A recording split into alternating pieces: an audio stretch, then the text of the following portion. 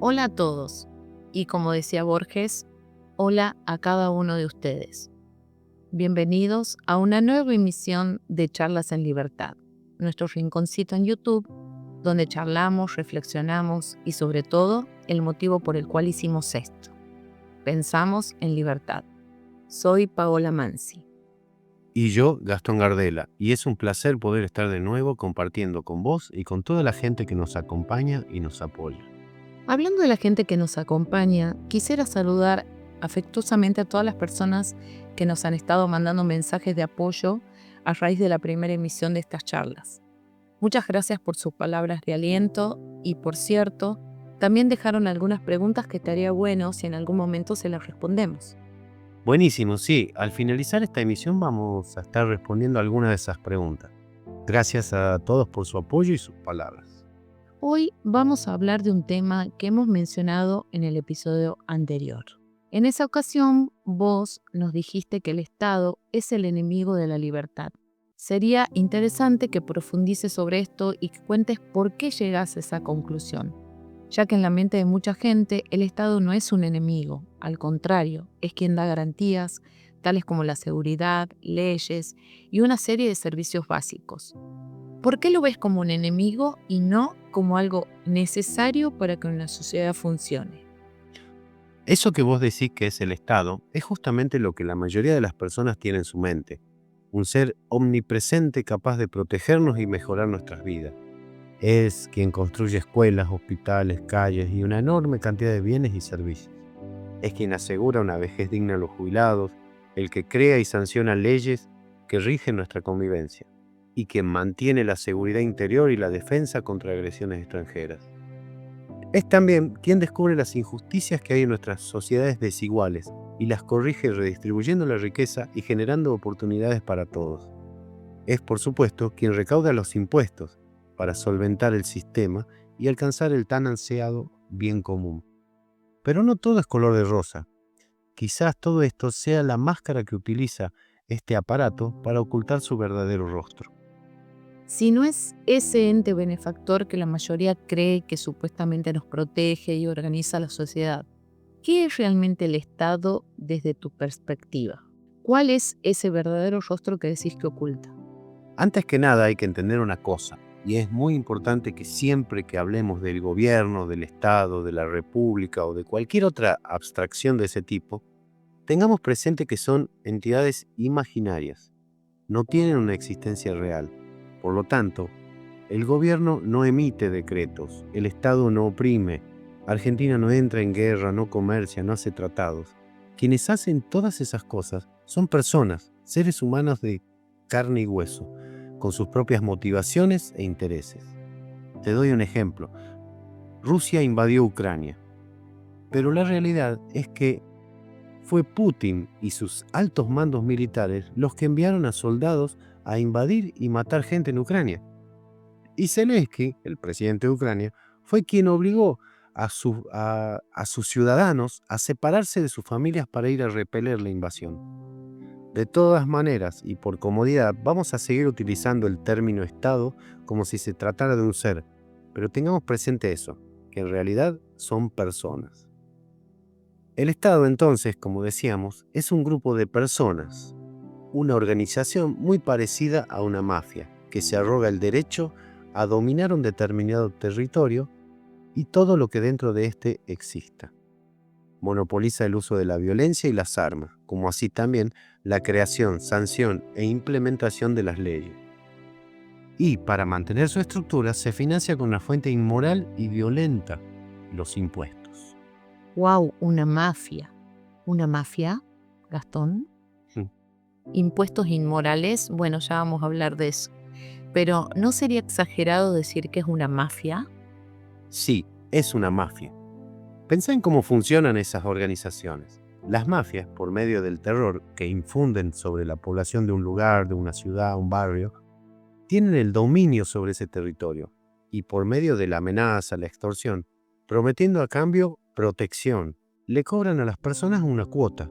Ahora detenete 2 segundos y pensalo en profundidad y vas a notar que el accionar del Estado es muy similar al de cualquier grupo mafioso.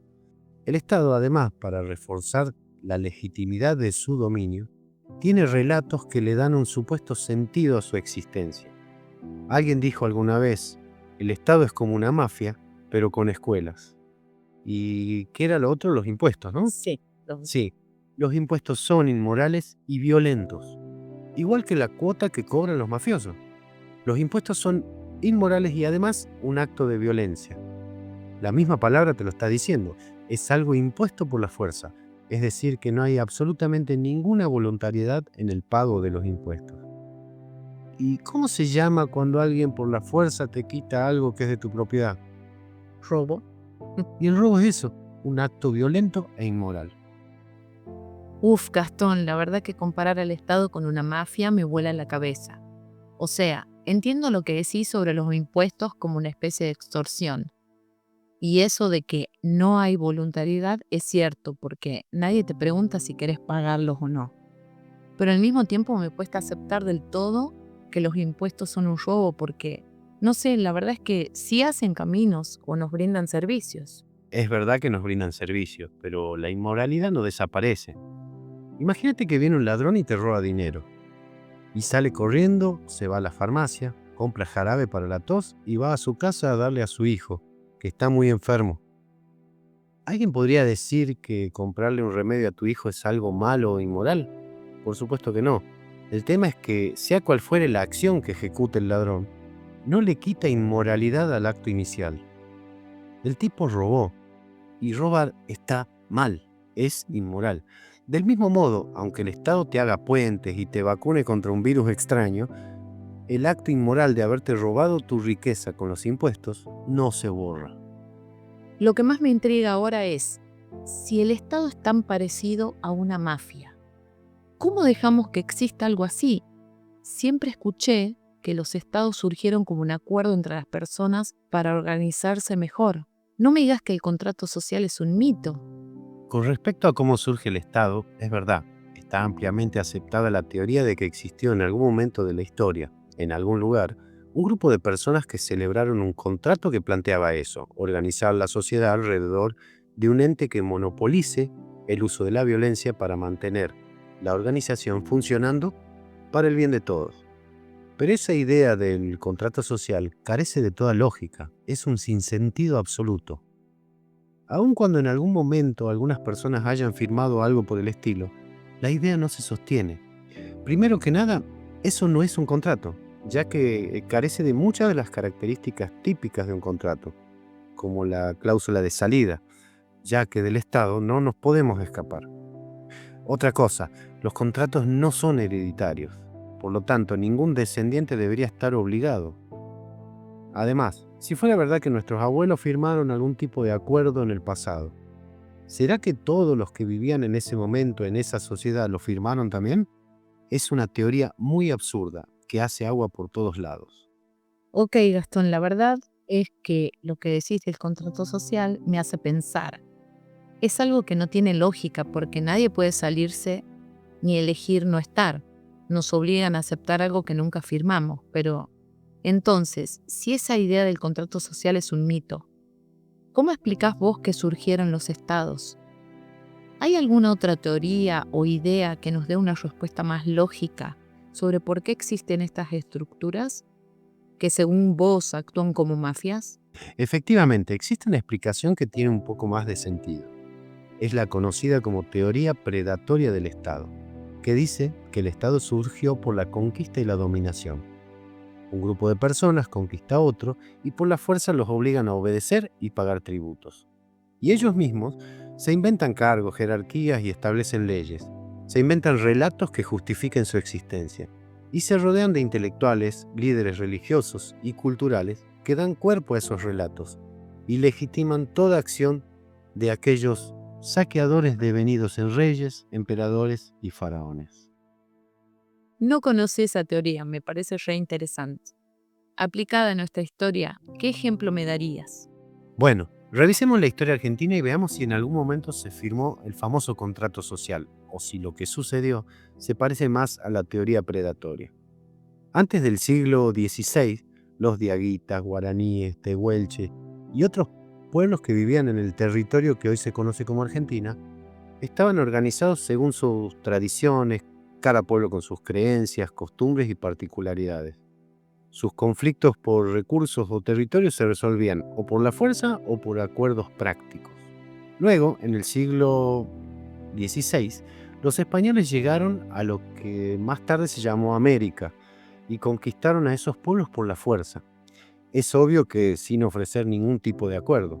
Con armas, religión y leyes, impusieron virreinatos como el del Río de la Plata. Los indígenas no firmaron nada. Fueron sometidos, desplazados o absorbidos por los invasores. Los nuevos dueños de la tierra fundaron ciudades, construyeron iglesias y universidades, establecieron reglas y formaron así la entidad abstracta llamada virreinato. La Revolución de Mayo en 1810 y la Declaración de Independencia en 1816 fueron obra de un grupo reducido de españoles nacidos en América, militares, abogados, sacerdotes. La gente común, en cambio, como campesinos o artesanos, no participó ni fue consultada. No hubo un pacto con el pueblo. Fue simplemente un cambio de poder entre élites. La República Argentina moderna nació con una constitución escrita por un pequeño grupo, liderado por figuras como Alberdi o como Urquiza. La mayoría de la población no tuvo voz. El Estado se consolidó con leyes y ejércitos, no con un acuerdo popular. Fue por medio de guerras, violencia, que una nueva entidad desplazaba a la anterior. En conclusión, la historia argentina no muestra un contrato social donde todos acuerdan crear un Estado. Muestra un proceso de conquista, dominación y decisiones de élites que impusieron su autoridad. La teoría predatoria explica esto mejor. El Estado argentino surgió por el poder de unos pocos sobre muchos, no por un pacto libre y colectivo. Ajá, sí, pero si el Estado se formó así, por conquista y dominación, ¿cómo se sostiene hoy en día? Quiero decir, ¿cómo sigue funcionando algo que según vos empezó con violencia? ¿De dónde saca el poder o los recursos para seguir existiendo y controlando todo? ¿O eso también es parte de esa lógica de mafia que mencionaste antes? Este es un punto muy interesante y analizarlo será muy esclarecedor. Vamos a tocar dos pilares del sostenimiento del aparato estatal: el saqueo constante de la riqueza de la sociedad y los mitos que habitan en la mente de las personas y que legitiman la existencia del Estado. Empecemos entonces con cómo se financia el Estado. El dinero, los recursos no salen de la nada, por generación espontánea. De algún lugar tienen que salir y el Estado no genera nada, así que sus recursos los tiene que conseguir de otro lado. ¿Cómo lo hace? Pensemos un segundo. ¿Cuántas formas de conseguir algo tenemos? Hay únicamente dos formas de hacernos con eso que queremos tener. La primera de esas formas es por medio de intercambios voluntarios, como el comercio, el trueque, las donaciones, regalos y toda forma que, insisto, implique una acción voluntaria de las personas. La otra forma de apropiarte de algo es por medio de la fuerza, es decir, el robo, el saqueo, etc. Si este razonamiento lo llevamos al terreno de las ciencias sociales, nos encontramos que en nuestras sociedades estas dos formas de adquirir los recursos se mantienen. Una parte mayoritaria de la sociedad adquiere todo lo que quiere o necesita por medio de esos intercambios voluntarios y mutuamente beneficiosos. A esta forma el sociólogo alemán Franz Oppenheimer los llamó medios económicos. Otra parte de la sociedad, minoritaria por cierto, que está dentro de la estructura del Estado, al no ser productores de absolutamente nada, no tienen nada que ofrecer, pero tienen una necesidad imperiosa de conseguir recursos. Por eso, recurre al robo y al saqueo. Actos criminales que por absurdas justificaciones de repente se convierten en legales. Esta segunda forma de adquirir los recursos, Oppenheimer los llamó medios políticos. Entonces el Estado se financia y sostiene quitándole recursos a la sociedad a través de los medios políticos. ¿Y cómo funciona esto? Las tres principales formas de quitar recursos a la sociedad que utiliza sistemáticamente el Estado son los impuestos. ¿Qué son los impuestos? Son un monto de dinero que las personas están obligadas a entregar al Estado, bajo la amenaza de utilizar la fuerza si no se cumple con esa arbitraria obligación. Otra forma de hacerse con recursos por parte del Estado es la toma de deuda. Supongamos que nuestro gobierno le pida un préstamo a otro. Y acá aparece una inmoralidad extra, porque el dinero ese que recibe nuestro país del otro gobierno fue extraído por la fuerza a los ciudadanos de ese otro país. Y más allá del origen del dinero, a futuro, nuestra sociedad tendrá que afrontar la cancelación de esa deuda. ¿Con qué? Con la suba o creación de nuevos impuestos. Y hay algo aún más inmoral y antiético. Es que esa deuda la terminarán pagando personas que aún no han nacido y que nada tienen que ver con la situación actual. Ujú. La tercera forma que tiene el Estado para conseguir los recursos que necesita es la creación de la nada de dinero sin respaldo. Acción esta que lleva a una desvalorización del dinero y la consecuente pérdida de poder adquisitivo del mismo, lo que se ve reflejado en un aumento en los precios de todos los bienes de la economía. Es lo que comúnmente conocemos como inflación. Y ojo, como me gusta decir a mí, no es inflación de precios, es inflación de la cantidad de dinero. Eso tiene que quedar bien claro. ¿Por qué? Porque el aumento de precios es una consecuencia del aumento de la cantidad de dinero que circula en la sociedad. Entendiendo esto, entenderíamos los verdaderos culpables de la inflación. Si sabemos que es un aumento de la cantidad de dinero, la culpa la tiene el gobierno. Ujú. No como ellos dicen que es inflación de precios y le echan la culpa a los dueños de supermercados y de almacenes. Mm. Por eso hay que entender bien el origen de la inflación. Entonces, en resumen, y respondiendo a tu duda inicial, Sí. el Estado se sostiene mediante la violencia y la inmoralidad del uso de los medios políticos, es decir, del robo y el saqueo de las riquezas que solamente producen los individuos que conforman la sociedad. O sea, según vos, todo lo que usa el Estado para sostenerse, impuestos, deuda, inflación, es básicamente un robo disfrazado de legalidad. Ahora, ¿a dónde va a parar todo ese dinero que recauda el Estado? Gran pregunta, Pau. La gente suele creer que el mercado o los empresarios, por querer ganar más y más plata, no se ocuparían de cosas esenciales como rutas y hospitales, por considerarlas que no son rentables, y que por esa razón entonces el Estado es quien debe hacerlo. Pero déjame desarmar eso en 3 puntos. Primero, hay una falta de autoestima preocupante. La gente no confía en que podamos organizarnos sin una autoridad que nos diga qué hacer. Segundo, que el Estado lo haga no significa que sea gratis, al contrario, nos sale muchísimo más caro. Y tercero, no todo lo que hace el Estado es realmente necesario. Eso que decís de la autoestima es fuerte, Gastón. ¿No te parece que nos han educado para pensar que sin el Estado estamos perdidos, como si no pudiéramos hacer nada por nuestra cuenta?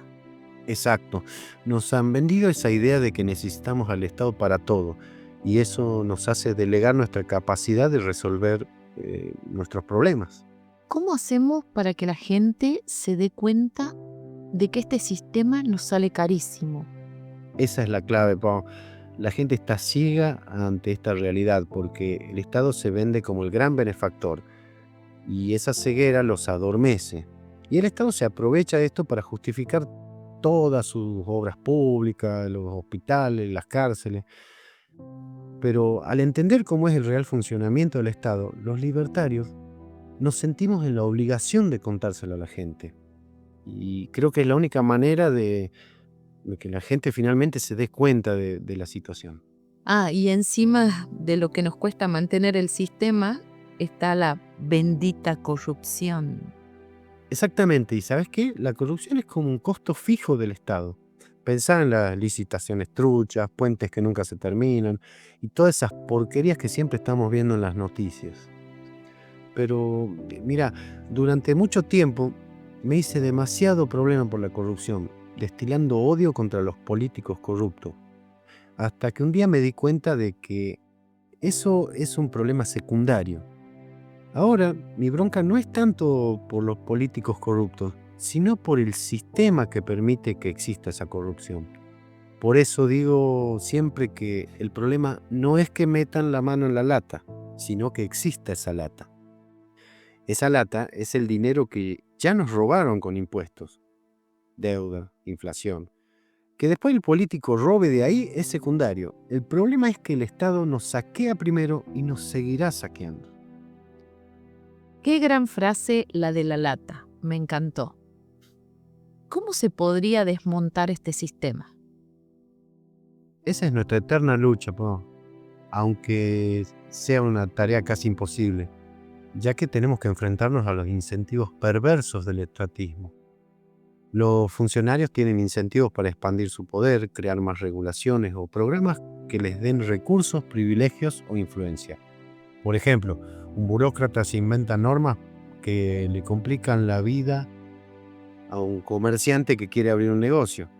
No porque sea necesario o por lo que sea, sino porque eso le da control. Pero lo peor de todo esto es cómo el Estado distorsiona los incentivos de la sociedad. Las regulaciones que asfixian a los empresarios, impuestos que castigan la productividad, subsidios que fomentan la dependencia. Todo eso nos hace menos libres, menos innovadores y menos autónomos. Eso es clave, Gastón. Por ejemplo, pienso en cómo un emprendedor termina ahogado por trámites y termina tirando la toalla. Al final, el Estado, que dice que nos ayuda a crecer, nos pone trabas para mantenernos estancados. Exactamente, Pau. El Estado crea una sociedad pasiva que está esperando salvadores o mesías. Pero, pero no todo es tan negativo. Hay una alternativa. Eh, una sociedad libre, como planteamos los anarcocapitalistas, basada en la cooperación voluntaria y acuerdos sin coerción. Y lo mejor de todo es que no necesitamos, como otras ideologías, crear hombres nuevos, ni sociedades artificiales. Nuestra sociedad ideal no es una utopía, ya que vivimos en comunidades en las que la gente ya coopera, innova y trata de progresar. El problema es que está secuestrada por un grupo de personas, una mafia poderosa que se arrogó la potestad de gobernarnos. Wow, Gastón, me dejas soñando con ese futuro libre, pero con un montón de preguntas para seguir charlando. En los siguientes episodios vamos a ir profundizando cada uno de estos temas. Ahora, como prometimos, vamos con las preguntas que nos dejaron. Por ejemplo, a ver, la primera es de Ismael81 desde Montevideo, Uruguay. Te preguntas sobre tu cambio de postura frente a la participación en política de Milei, si no estás traicionando tus principios. Gracias, Ismael. Mirá, no he traicionado mis principios. Sigo creyendo que mi ley era más valioso fuera de la política, porque la política ensucia las ideas libertarias. No quizás por culpa de él, sino por la mugre del sistema y la ignorancia generalizada. Creo que es innecesario atacar porque sí a la figura de Milei y es hasta contraproducente para nuestra causa. La estrategia política puede que nos devuelva algo de libertad, pero sigo creyendo que un Estado, por más pequeño que sea, puede volverse poderoso y eso lo hace peligroso. Voy a seguir criticando lo malo que haga Milei, pero destacaré lo bueno que haga lo voy a destacar. Y por supuesto, seguiré buscando maneras de vivir de espaldas al Estado, buscando alternativas libres y voluntarias sin importar qué haga o deje de hacer Milei. Claro y directo, Gastón. Ahora vamos con Marcela desde San Pablo, Tucumán, que pide una guía de libros para iniciarse en el anarcocapitalismo. ¿Por dónde debería empezar? A ver. Buenísima pregunta, Marcela, y te vamos a dejar en la descripción del video la lista con los títulos y los autores, ¿sí? Bueno, hay mucha literatura libertaria, pero voy a recomendarte los libros que a mí me hicieron un clic y cambiaron mi forma de pensar y ver el mundo. Eh, los clasifico en 4 grupos. Primero, obras filosóficas y que hablan sobre derecho y sobre organización social. Em, La superstición más peligrosa de Larken Rose, El mercado de la libertad de Morris y Linda Tannehill, Camino de servidumbre de Friedrich Hayek, Justicia sin Estado de Bruce Benson y La teoría del caos de Robert Murphy. Perdón mi pronunciación del inglés, es problemática. Te disculpamos, Gastón. No pasa nada. Dale. No, yo quería decir que, dicho sea de paso, de los libros un par de libros que mencionaste, como La superstición más peligrosa y El mercado para la libertad, están subidos al canal como audiolibro por si les interesa. ¿Tenés más libros esenciales para el anarcocapitalismo? Sí. El otro grupo, te dije que lo dividía en 4. Bueno, el segundo grupo son los que hablan de economía. Salvo uno, son libros sencillos de leer para cualquier persona, no hace falta ser economista. Uno es el ensayo de Leonard Read, Yo el lápiz. La economía en una lección de Henry Hazlitt. Y después otros que son un poquito más complejos, pero son fáciles de leer también. La acción humana de Mises y Hombre, Economía y Estado de Rothbard. Después hay 2 libros canon para el anarcocapitalismo que son Por una nueva libertad y La ética de la libertad, ambos escritos por Murray Rothbard. Después hay un libro especial que habla sobre el agorismo, que se llama Nuevo Manifiesto Libertario, que es del escritor estadounidense Samuel Edward Conkin III. Qué lista, Gastón. Creo que Marcela va a tener para entretenerse un buen rato.